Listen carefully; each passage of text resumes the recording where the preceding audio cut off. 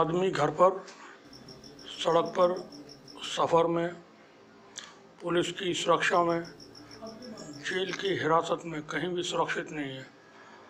अखलाक अहमद को उसके घर से खींच करके मार दिया गया था। रकबर खां को सफ़र करते हुए मार दिया गया था।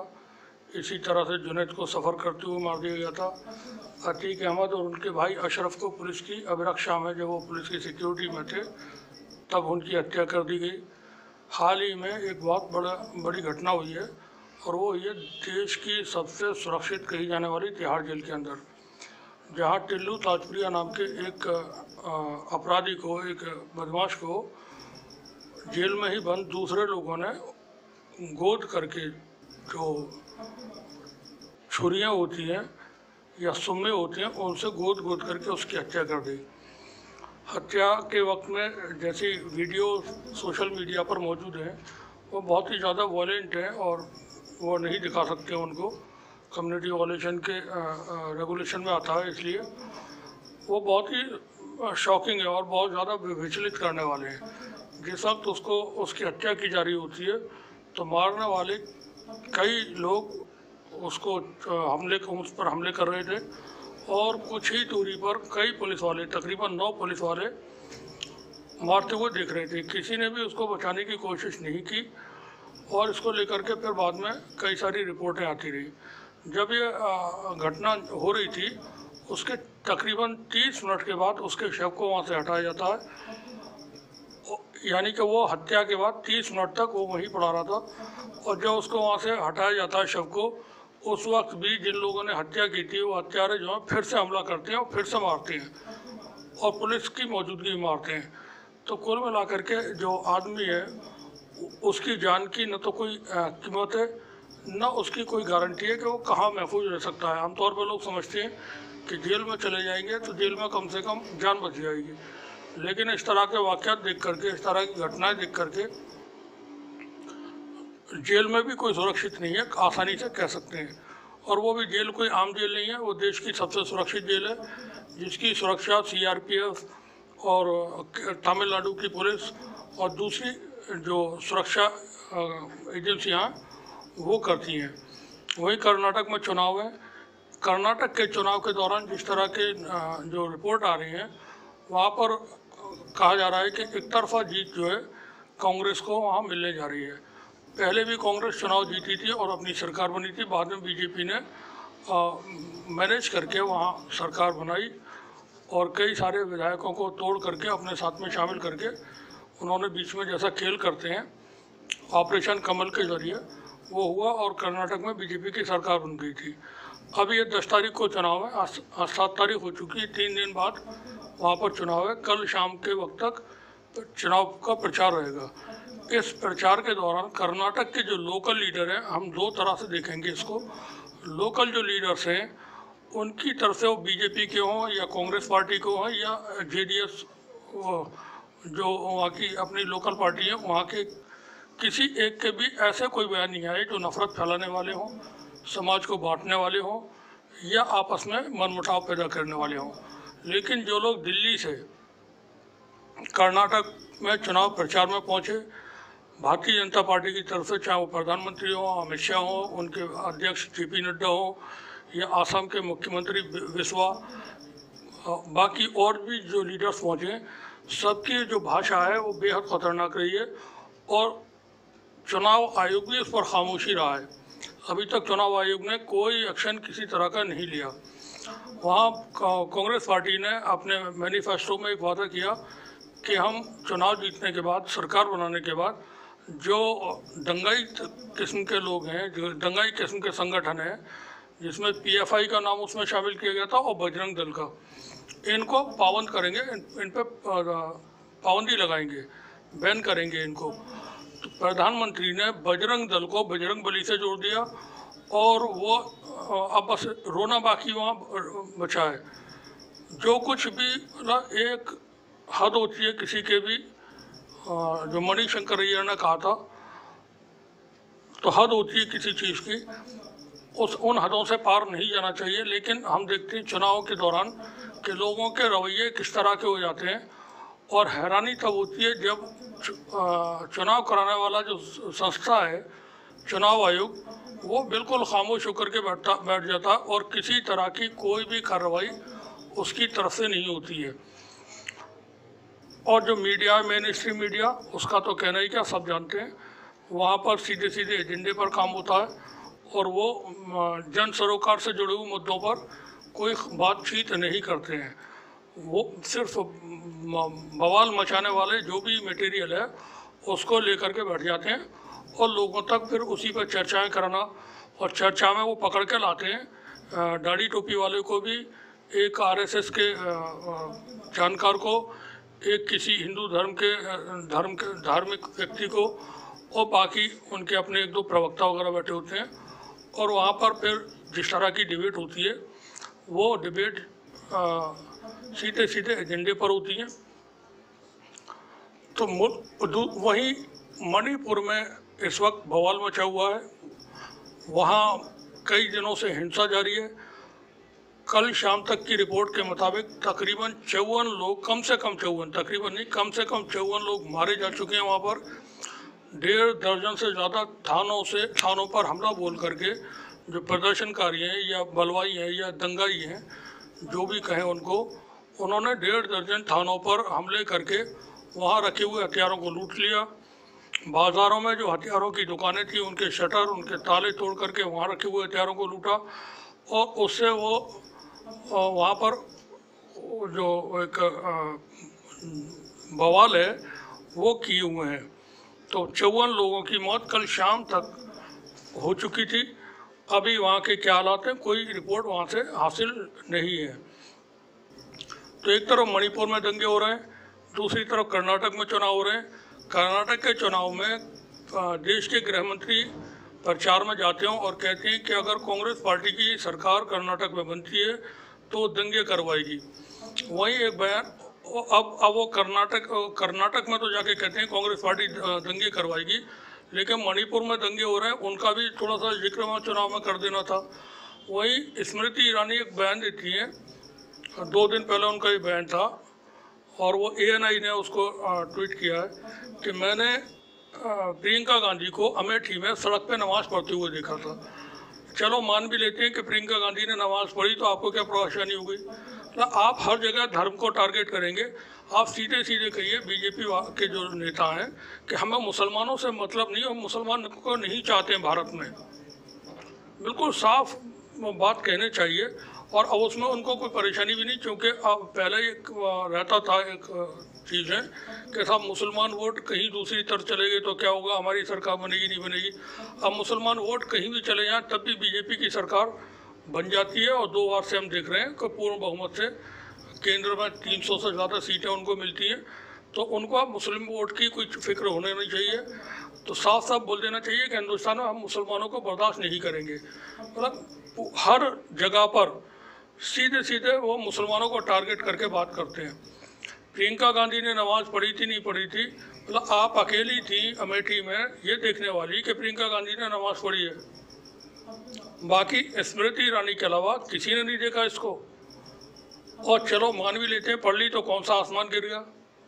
तमाम लोग हैं जो मुस्लिम समाज से भी कहीं जाते हैं और किसी दूसरे धर्म का कोई आयोजन हो रहा होता है तो वहाँ बैठ जाते हैं, अकीदत में, श्रद्धा में, मोहब्बत में, और वहाँ मालूम हुआ तिलक लग रहे होते हैं तो तिलक भी लगवा लेते हैं, और कोई अनुष्ठान चल रहा होता है तो उसमें वो भागीदार रहते हैं। तो इससे कहीं किसी का नहीं तो धर्म खराब होता है, ना ही किसी की तरह कोई मानहानि होती है, ना कोई सार्वजनिक उनके लिए कोई प्रॉब्लम होती है। तो ये तमाम चीज़ें रहती हैं जो इनको ख्याल रखना चाहिए नेता लोगों को बोलते वक्त कि हम किस तरह की ज़बान का इस्तेमाल करते हैं। एक खबर बहुत बड़ी खबर है और ये उत्तर प्रदेश से खबर है। यहाँ उत्तर प्रदेश में चूँकि कर्नाटक में चुनाव चल रहे हैं और कर्नाटक के चुनाव में जैसा हमने बताया कांग्रेस पार्टी ने वहाँ पर अपने मैनिफेस्टो में कहा है कि हम PFI पर और बजरंग दल पर पाबंदी लगाएंगे। तो अभी वहाँ सरकार बनेगी, क्या होगा ये 10 तारीख के बाद, जब 10 तारीख को चुनाव हो जाएंगे उसके बाद 13 तारीख को गिनती होगी, तब पता चलेगा कि सरकार किसकी बन रही है। उससे पहले यूपी में कल रात से यूपी ATS ने कार्रवाई शुरू कर दी है और यहाँ उत्तर प्रदेश के कई जिलों में छापेमारी की कार्रवाई हुई है और ये जैसे मेरठ है, लखनऊ है, मुरादाबाद है, वाराणसी है, आजमगढ़ है, बहराइच है, इन ज़िलों में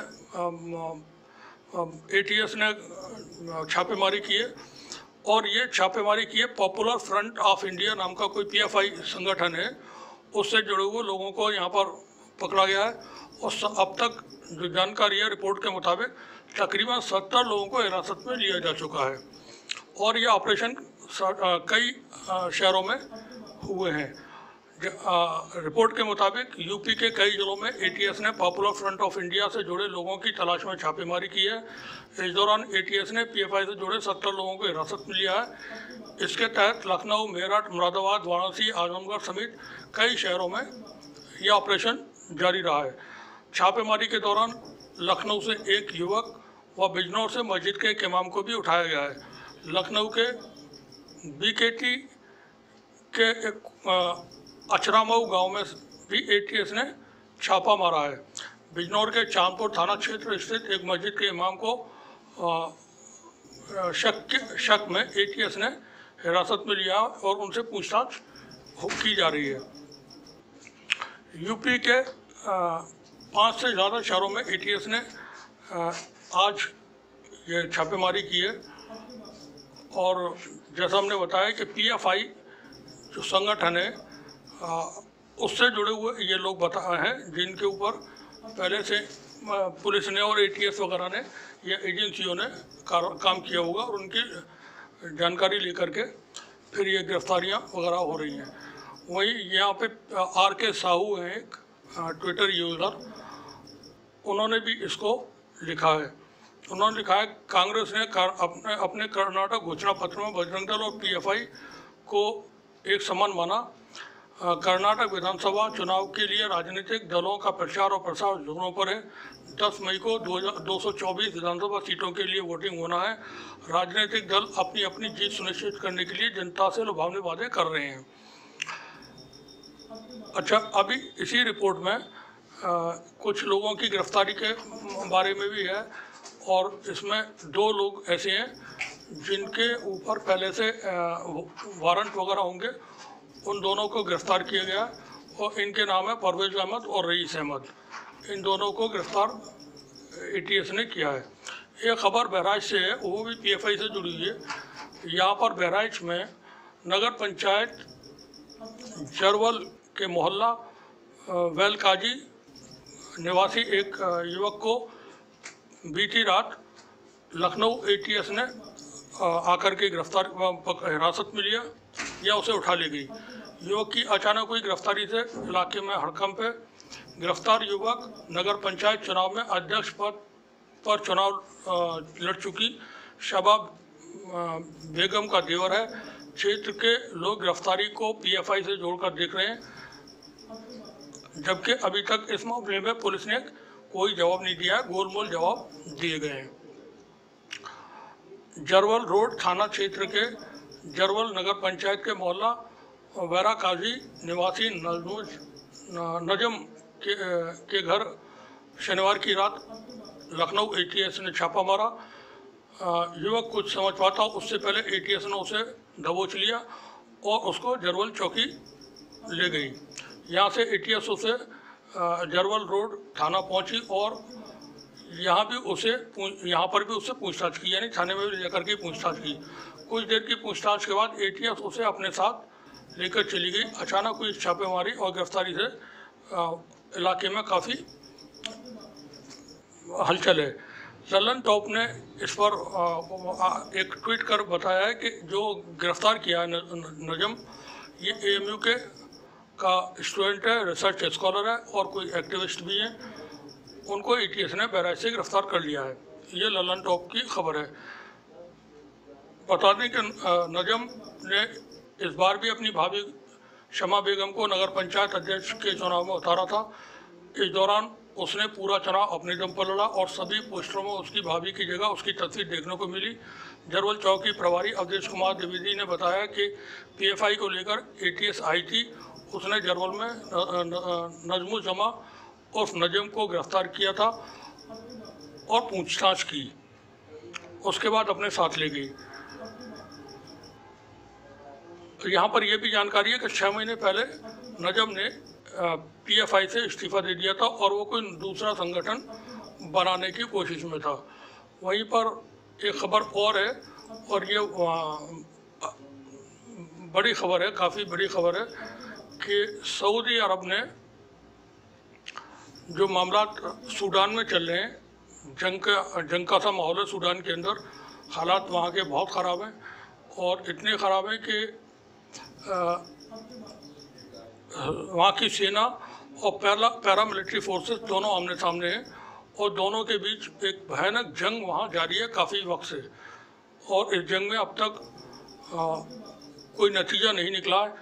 तो इसको लेकर के सऊदी अरब ने जो जंग चल रही है सूडान में, उसको ख़त्म करने के लिए अपनी तरफ से पहल की है और पहल के नतीजे अच्छे मिलने की उम्मीद है। रिपोर्ट के मुताबिक सऊदी अरब में सूडान में जारी युद्ध की समाप्ति के लिए अहम कदम उठाते हुए युद्ध में शामिल दोनों पक्षों से बातचीत शुरू की है। सूडान की सेना और अर्धसैनिक रैपिड सपोर्ट फोर्सेस के प्रतिनिधि सऊदी अरब की मध्यस्थता में जद्दा में बातचीत करेंगे। दोनों पक्षों ने कहा है कि वे मानवीय संघर्ष विराम पर बातचीत करेंगे, जिससे प्रभावित होने वाले नागरिकों को ज़रूरी मदद मिल सके। सऊदी विदेश मंत्री फैसल बिन फरहान ने दोनों पक्षों के प्रतिनिधियों का स्वागत किया। उन्होंने कहा कि उन्हें उम्मीद है कि इस बातचीत से संघर्ष का अंत होगा और यह सूडान की सुरक्षा और स्थिरता की तरफ वापस ले जाएगी। सूडान में जारी संघर्ष में अब तक 100 से ज़्यादा लोग मर चुके हैं और तकरीबन 1500 लोग जख्मी हुए हैं। सूडान में नागरिक सरकार को सत्ता हस्तांतरण करने की मांग को लेकर 2021 में ही ये संघर्ष शुरू हुए थे और ये जो मुख्य विवाद है वो सेना और अर्धसैनिक बलों के बीच में है, उनके विलय को लेकर। यानी सेना अलग है और जो वहाँ के पैरामिलिट्री फोर्सेस हैं वो दोनों अलग हैं और वहाँ की सरकार चाहती है कि इनका मर्जर करके दोनों को एक करके और एक सेंट्रल कमान में इनको रखा जाए। ऐसा वो नहीं चाहते हैं। फ़िलहाल जो हालात हैं वहाँ के वो अच्छे नहीं हैं और पूरी जो जंग है वो बहुत खौफनाक पिछले दिनों रही। बीच में 72 घंटे के लिए इनमें सीज़फायर भी हुआ था। उसके बाद से ही सऊदी अरब ने वहाँ पर अपनी कोशिशें जारी कर दी थी। और बता दें कि सऊदी अरब ने एवैक्यूएशन में भी जो वहाँ से लोगों को निकाला गया था उसमें पूरी दुनिया के तमाम मुल्कों की मदद की है। जो लोग सूडान में फंसे हुए थे उनको वाया सऊदी अरब ने अपने जहाज़ों से वहाँ से निकाला और उनको सऊदी अरब लेकर के आए और उनको फिर बाकी उनके मुल्कों में भेजा गया था। ये आज की कुछ अहम खबरें थी। बने रहिए हमारे साथ, देखते रहिए टीचिंग न्यूज़। शुक्रिया आपका।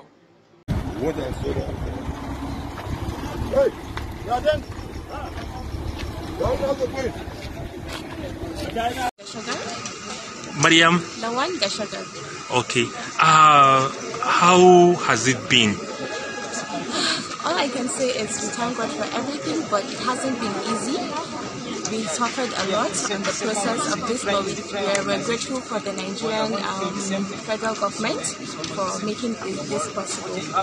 Then how many years have you spent in Sudan? I've spent 8 years in Sudan. What have you been doing in Sudan? I'm studying medicine in Ahfad University for women. Okay. So now the experience in Egyptian border and the challenges. So at first we never expected that we were going to spend that long there, but then we ended up spending like 6 days at the border, and we faced a lot of challenges like lack of water. Before we started this journey, we have to go on several fighting. Can you imagine that we are stuck in this desert for 5 hours? We don't know which state we are. Like we don't know the situation we are. We don't have water. Our money has finished. Can you imagine? And they said the vehicle drivers, they said they are not moving their bus. They said they are not moving their buses because they don't give them money. Which type of attitude is this one? Look at this place. We are stuck in desert. We don't even have compass. We don't know the way we are. We don't know the place we are. Everything has finished. We are done. We don't have anything. We don't have anything. We don't have bus. We don't have anything. We don't have compass. We even know our location. We're in our unknown environment with a very big danger. Look at this place. All those things are supposed to. Why is Nigeria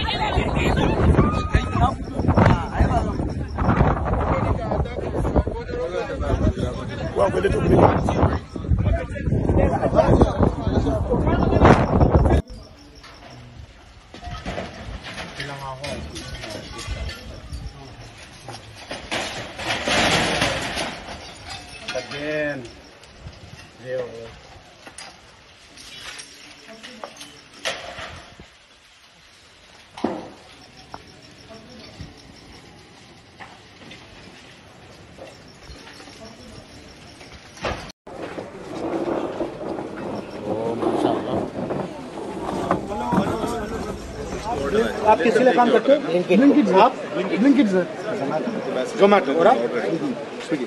तो नमस्कार जी, क्या खाएंगे आप? कुछ तो खाना पड़ेगा आपको। सबसे फेवरेट प्लेयर कौन सा है आपका? मेसी। और आप? रोनाल्डो। क्या आप क्या बिजनेस करते थे? हमारा कपड़े का व्यापार था, मोबाइल एक्सेसरीज, शोरूम से सेकंड आता है पूरा वो सब उठाते थे। जीएसटी से आपको नुकसान हुआ, फायदा हुआ? बहुत नुकसान हुआ। ऑर्डर लेके चले जाते हैं। और मेरे 3 बच्चे हैं, मेरी माँ है। 15 रुपीज़ का हाफ तो ऑफ कर दो। और इसमें हमारा 100 रुपये के काम का है।